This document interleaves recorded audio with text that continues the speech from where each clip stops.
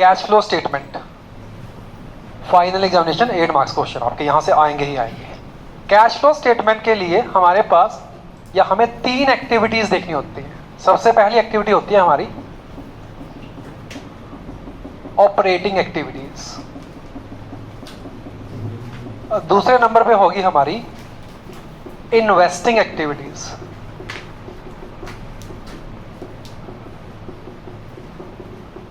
और तीसरे नंबर पे होगी हमारी financing activities. Cash flow statement 3 activities, operating, investing और फाइनेंसिंग एक्टिविटीज। इन तीनों एक्टिविटीज का जो आंसर आएगा उसमें हम opening of cash and cash equivalent, जो हमें करंट एसेट्स के अंडर कैश का बैलेंस गिवन होता है, इन तीनों एक्टिविटीज के टोटल में अगर हम कैश का ओपनिंग बैलेंस ऐड करते हैं, वो जो फिगर आएगी फाइनल हमारी और क्लोजिंग कैश के बैलेंस के बराबर अगर आ गई तो इसका मतलब हमारा कैश फ्लो ठीक है। क्लियर हुआ? यानी कि आप यहां पे आंसर वेरीफाई कर सकते हैं। 3 एक्टिविटीज हैं। अकाउंटिंग स्टैंडर्ड 3 फॉलो करते हैं हम कैश फ्लो स्टेटमेंट के लिए। Accounting standard 3 for cash flow statement के लिए। अगर हम बात करें मेथड की, हम इनडायरेक्ट मेथड फॉलो करते हैं। ठीक है, cash flow statement accounting standard 3 में आती है, जहां पर हम इनडायरेक्ट मेथड फॉलो करते हैं। सबसे पहले हम स्टार्ट करेंगे ऑपरेटिंग एक्टिविटीज। ऑपरेटिंग एक्टिविटीज में आपके पास जो सबसे पहली आइटम होगी वो होगी net profit. Net profit before tax and extra ordinary items. एक दिन मैं इस पे लगाता हूं बच्चों को, पहली आइटम अगर समझ आ गई ना तो कैश फ्लो बहुत आसान हो जाएगा। Net profit before tax and external item, cash flow में सबसे पहली एक्टिविटीज ऑपरेटिंग एक्टिविटीज होती है। ऑपरेटिंग एक्टिविटीज में सबसे पहले आपको यह निकालना पड़ता है कि net profit before tax and operating activities कितना होगा। उसके लिए देखें हम क्या लिखते हैं इसमें। हम लिखेंगे net profit as per profit and loss statement.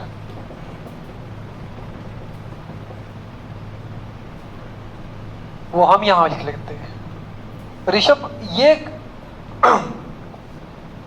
आप लोग जब भी क्वेश्चन बनाएंगे आप लोगों को एक बैलेंस शीट प्रॉपरली गिवन होगी।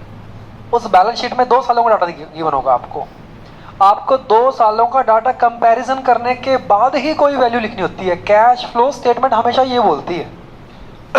अब इस पहली वैल्यू कैसे निकालने, मुझे ये निकालना है, इसके लिए मुझे इसकी वर्किंग करनी पड़ेगी। Net profit as per profit and loss statement, ये क्या होगा? ये होगा हमारा difference between closing and opening profit and loss और रिजर्व्स एंड सरप्लस। लव्या, अगर आपको प्रॉफिट, रिजर्व एंड सरप्लस के हेडिंग में गिवन होता है प्रॉफिट एंड लॉस, आपको प्रॉफिट एंड लॉस या रिजर्व एंड सरप्लस का बैलेंस गिवन होगा। नलिन, आपको 2 सालों का बैलेंस कंपैरिजन कर लेना है। सपोज करो कि आपके पास क्लोजिंग में 4 लाख है, पहले 3 लाख था, तो इसका मतलब आपने 1 लाख रुपए का प्रॉफिट कमा लिया है, तो आप वो यहां लिख देंगे। आपको क्लियरली गिवन होगा difference between closing and opening या difference between reserve and surplus, statement of profit and loss का रहना। अगर 2004 में आपका 4 लाख का प्रॉफिट है और 2005 में वो 9 लाख का हो गया, तो आप डायरेक्टली 5 लाख यहां लिख देंगे। इट मींस आप ये कह रहे हो कि सर मैं क्वेश्चन में ये ढूंढना शुरू करूंगी कि opening and closing balances of statement of profit and loss कहां गिवन है। अगर opening balance of statement and profit and loss आपको नहीं दिख रहे, तो आपको opening and closing of reserve and surplus दिख रहा होगा, क्योंकि रिजर्व एंड सरप्लस के अंडर ही तो आता है प्रॉफिट एंड लॉस। क्लियर हुआ? It mean statement of profit and loss को ओपनिंग क्लोजिंग दिख जाता है तो ठीक है। नेगेटिव में चला जा रहा है तो वहां पर प्रॉफिट की जगह क्या होगा, लॉस होगा। क्लियर हुआ? अब हम कुछ आइटम्स उसमें ऐड करते हैं। कुछ आइटम्स ऐड होंगी, वो कौन सी होंगी देखिए please. proposed dividend paid, proposed dividend paid, ठीक है। previous year dividend paid in current year,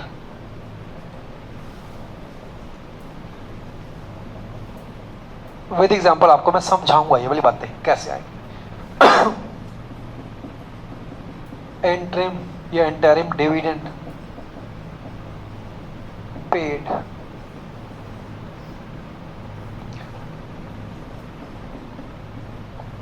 provisions for tax made during the year,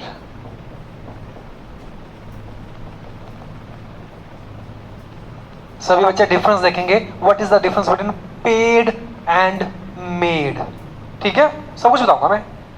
transfer to reserve, transfer to reserve, WCR हो सकता है, जनरल रिजर्व हो सकता है। क्लियर है? Capital reserve नहीं आता, capital reserve is not a part of cash flow statement, ठीक है। Extraordinary, extraordinary item, debit to profit and loss, ठीक है। इसका एग्जांपल एक ही होता है, मैं लिख देता हूं। लॉस बाय थेफ्ट या फायर होगा आपके पास, ठीक है। मुश्किल से 0.01% चांसेस है कि ये हो, कभी आज तक की हिस्ट्री में कभी आई नहीं है, ठीक है। ये आइटम ऐड होती हैं, लेस कौन सी होंगी,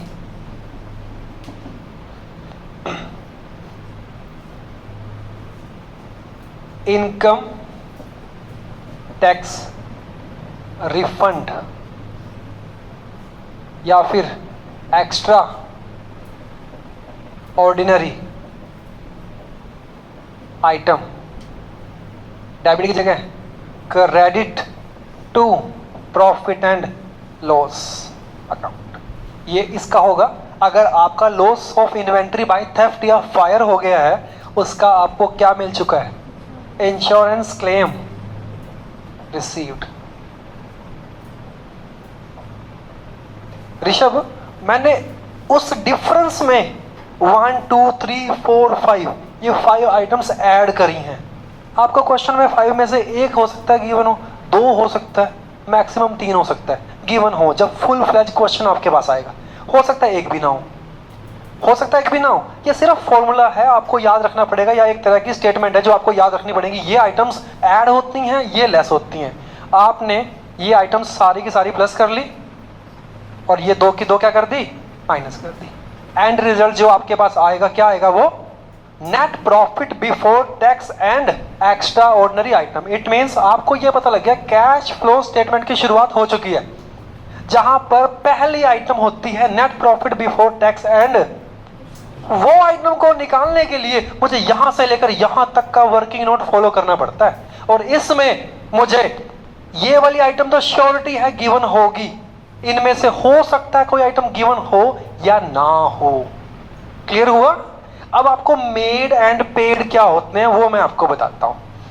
आपको एक चीज तो दिख ही रही होगी यहां पर कि डिविडेंड के साथ पेड होना जरूरी है और टैक्स के साथ मेड होना जरूरी है, तभी वो ऐड होते हैं। ये पेड और मेड है क्या यार, देखिए प्लीज एक बार, आप देखिए प्लीज। यहाँ पे 2020 है आपके पास, 2021 है आपके पास, दोनों में से आपको लगता है कि यार ये प्रीवियस ईयर लग रहा है मुझे और ये कौन सा लग रहा है, करंट ईयर। अगर मैं बोलता हूं प्रपोज्ड डिविडेंड है आपके पास 50,000 और 60,000,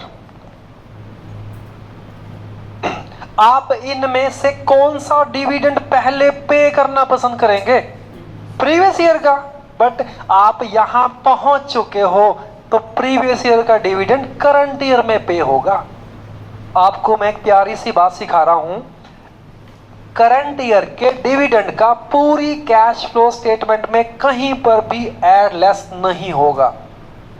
करंट ईयर के प्रपोज्ड डिविडेंड को इग्नोर करेंगे आप, क्योंकि आप सिर्फ डिविडेंड पेड कंसीडर करते हैं, कैश फ्लो में कभी भी मेड नहीं करते।